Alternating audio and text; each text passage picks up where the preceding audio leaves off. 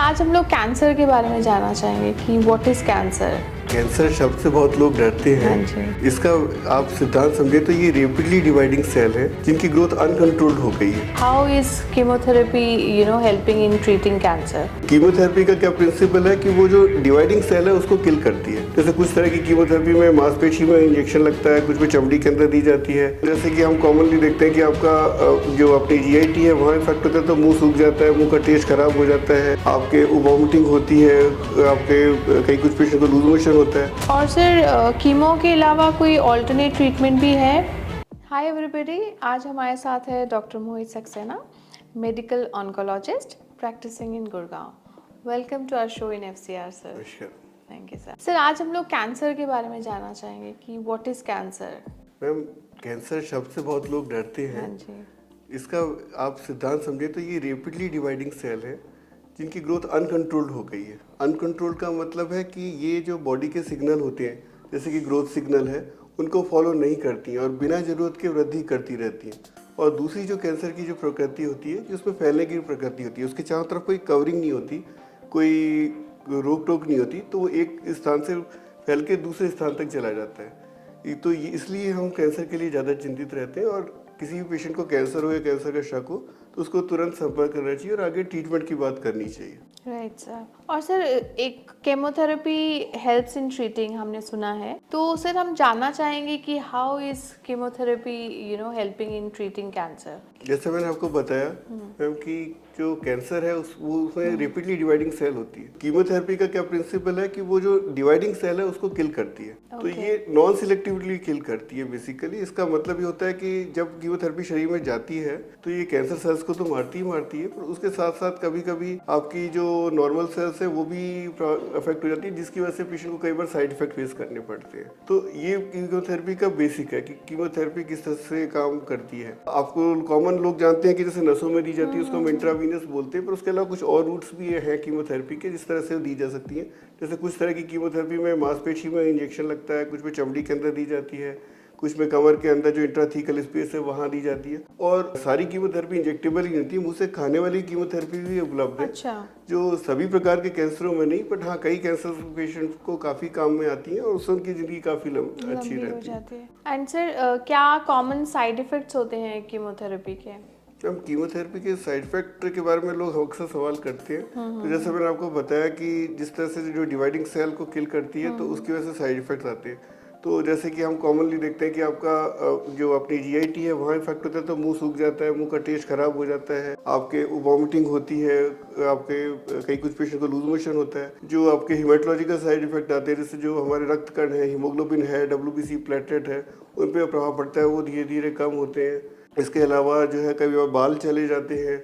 कुछ कीमोथेरेपी इस तरह से होती है जो कि हाथ से दी जाती है जिसकी वजह से हाथ की नसें खराब हो जाती हैं। तो इस तरह के कॉमन साइड इफेक्ट है। और कुछ कीमोथेरेपी स्पेसिफिक साइड इफेक्ट्स होते हैं, जैसे कौन सी कीमोथेरेपी आप दे रहे हो उसके आधार पर साइड इफेक्ट होता है। जैसे एक एंथ्रासाइक्लिन नाम की जो दवाई होती है उनका कुछ हार्ट पे इफेक्ट रहता है, डोज डिपेंडेंट होता है, लो डोज में नहीं पर हायर डोज में होता है। एक विनका ग्रुप की दवाइयाँ हैं जैसे उनका लिवर पे इफेक्ट आता है। तो कुछ दवाइयों का ब्रेन पे इफेक्ट होता है। तो ये सब्जेक्टिव रहता है। ऑर्गन कीमोथेरेपी स्पेसिफिक होता है कि कौन से जो थेरेपी है। कुछ दवाइयाँ जो है नसों को अफेक्ट करती है, न्यूरोपैथी करती हैं, जैसे कि उसकी टैक्सेन ग्रुप की, विंटरस्टीन ग्रुप की। तो कुछ साइड इफेक्ट उसके रहते हैं। लेकिन आजकल जो मेडिकल साइंस ने इतनी तरक्की की है कि काफ़ी इम्प्रूव चीज़ें बन गई हैं जिससे कि उनके साइड इफेक्ट को हम कम कर सकते हैं या प्रिवेंट कर सकते हैं। Right sir. और सर कीमो के अलावा कोई ऑल्टरनेट ट्रीटमेंट भी है?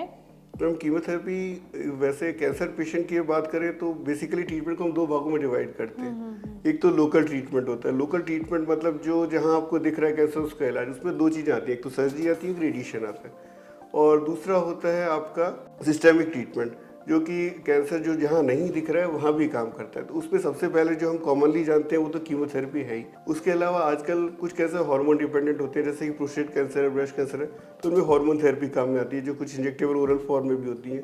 कुछ कई बार आजकल एक नई रिसर्च चल रही है कि जिस कैंसर पेशेंट में टारगेट आइडेंटिफाई करने की कोशिश करते हैं जिसको हम पर्सनलाइज मेडिसिन कहते हैं। तो उस अगर जैसे ही हमें टारगेट मिल जाता है तो उसके खिलाफ जो खास दवाइयाँ हैं जो इंजेक्शन या ओरल फॉर्म होती है वो देते हैं, उसे हम टारगेटेड थेरेपी कहते हैं।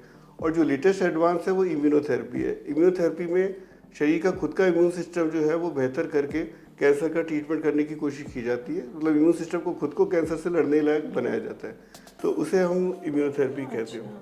बाकी कीमोथेरेपी की बात करें तो इनको भी ये सभी चारों प्रकार के जो सिस्टेमिक ट्रीटमेंट है अलग अलग तरीके से यूज़ होते हैं। ऑफकोर्स कीमोथेरेपी भी उनमें से एक है कि हम एक बोलते हैं नियर एडजुवेंट, कि जब हम सर्जरी से पहले काम में लेते हैं तो उससे बोलते हैं नियर एडजुवेंट है। जब हम सर्जरी के बाद काम में लेते हैं तो उसको बोलते हैं एडजुवेंट है। अब आप कह रहे हैं कि सब सर्जरी हो गई तो फिर ये आगे पीछे करना ही क्यों है, बट सर्जरी से पहले करने का पर्पज़ होता है कि कई बार उसकी साइज़ को छोटा करना, जो कैंसर का नहीं दिख रहे हैं माइक्रोमेटास्टेसिस से उनको मारना, और ऑफ कोर्स सर्जरी की अवधि और गुणवत्ता दोनों बढ़ाना। और इसी तरह से एडजुवेंट ट्रीटमेंट होता है सर्जरी के बाद। क्यों कीमोथेरेपी देने की बात कर रहे हो आप, तो उसका कारण ये होता है कि भाई सर्जरी जब हो गई है तो भी कुछ माइक्रोस्कोपिक कैंसर कण शरीर में रहते हैं, उनको मारने के लिए कीमोथेरेपी की जरूरत होती है। और ऐसा स्टडी में प्रूव किया है कि जिस पेशेंट को कीमोथेरेपी मिलती है उसका सर्वाइवल लंबा रहता है, जिसको नहीं मिलती है उसका सर्वाइवल छोटा रहता है। अलग अलग कैंसर के आधार पर ऑफकोर्स डिपेंड करता है, सभी कैंसर के लिए जनरल रूल नहीं है। इसके अलावा कई बार रेडिएशन के साथ काम में लेते हैं हम, उससे रेडिएशन का इफेक्ट और एनहांस होता है। और कई बार हम चौथी स्टेज के मरीजों को देते हैं जिससे उनकी जीवन की अवधि और गुणवत्ता दोनों बढ़ती है। सर कई बार लोग डर के फिर ऑल्टरनेट मेडिसिन पे जाते हैं, क्वैक्स के पास जाते हैं, तो उनको आप क्या सलाह दोगे, क्या बोलोगे? देखिए मैम, एलोपैथी तो एक वेल डिफाइंड साइंस है, एविडेंस बेस्ड है।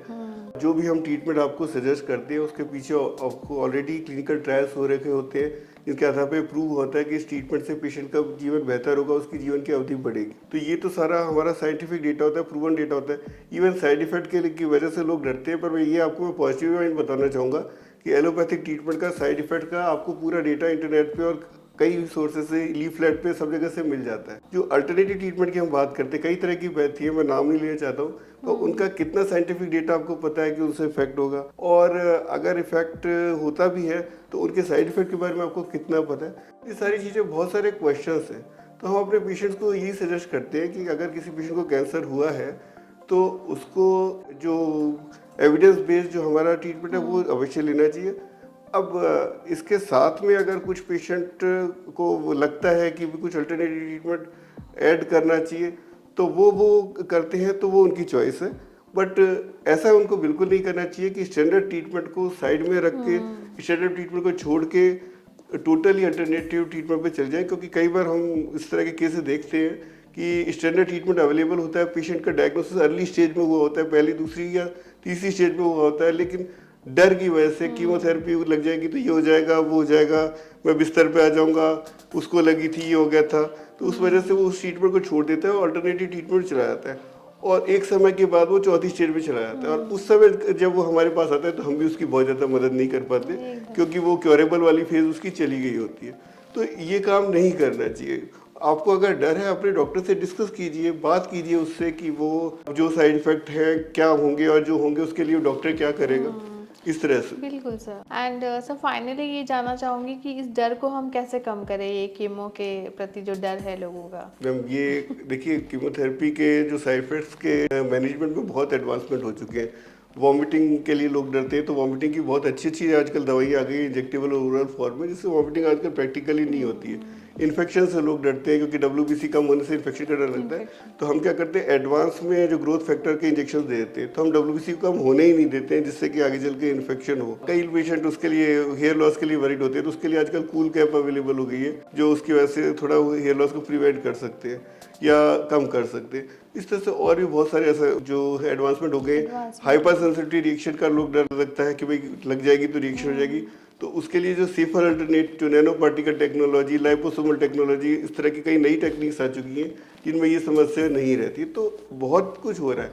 और आप चीज़ को समझिए कि कीमोथेरेपी हम क्यों ऑफर कर रहे हैं आपको, क्योंकि उसके पीछे एक लॉजिक है, एक साइंस है। जब हम अर्ली स्टेज में देते हैं तो वो उसके लिए डेटा होता है कि जिस पेशेंट को कीमोथेरेपी मिला वर्सेस जिस पेशेंट को नहीं मिला, तो कीमोथेरेपी मिलने वाले पेशेंट की ज़्यादा लंबी आयु रही और जिन्होंने नहीं मिला उनकी कम आयु रही। ऐसा प्रूव होने के बाद हम आपको सजेस्ट करते हैं। तो क्लिनिकल ट्रायल में चीज़ प्रूव हो चुकी होती है। जो चौथी स्टेज के मरीजों को हम कीमोथेरेपी की बात करते हैं तो उसमें हम पहले से ही प्रूव कर चुके होते हैं कि जिस पेशेंट को कीमोथेरेपी मिली उसकी गुणवत्ता बेहतर रही, उसकी तकलीफें कैंसर से जो की वजह से जो दर्द तकलीफ है वो कम रही हुई। तो और जब शुरू करते हैं तो ये चीज़ पेशेंट को महसूस भी होता है कि हाँ हम शुरू किया तो ये जो गांठ है कम हो रही है, वो मरीज खुद फील भी करता है। देखिए रिस्क बेनिफिट रेशियो हर चीज में होता है, it's not only about chemotherapy. अगर आप बात करें इवन आप छोटी सी पैरासीटामोल की गोली हाँ खाते हैं तो आपको पता है कि उससे आपका फीवर जाएगा, लेकिन उसकी वजह से आपको थोड़ा बहुत गैस्ट्राइटिस हो सकता है या कोई छोटी मोटी परेशानी हो सकती है। तो ऐसे कीमोथेरेपी का है कि फायदे होते हैं और नुकसान होते हैं। ये आपके ट्रीटिंग डॉक्टर की ड्यूटी है कि वो इस तरह से कीमोथेरेपी दे कि साइड इफेक्ट कम हो और इफेक्ट ज़्यादा हो। Right sir. तो इस तरह के आप, मैं तो पेशेंट से यही कहना चाहूँगा कि कीमोथेरेपी से ना घबराएं, अपने डॉक्टर पे भरोसा जताएं रखें। और सही समय पर सभी इलाज कराएं और कैंसर से मुक्त जीवन बनाएं। एकदम एकदम, मतलब अर्ली डिटेक्शन ज़रूरी है ना सर। थैंक यू सर आने के लिए हमारे। Thank you ma'am.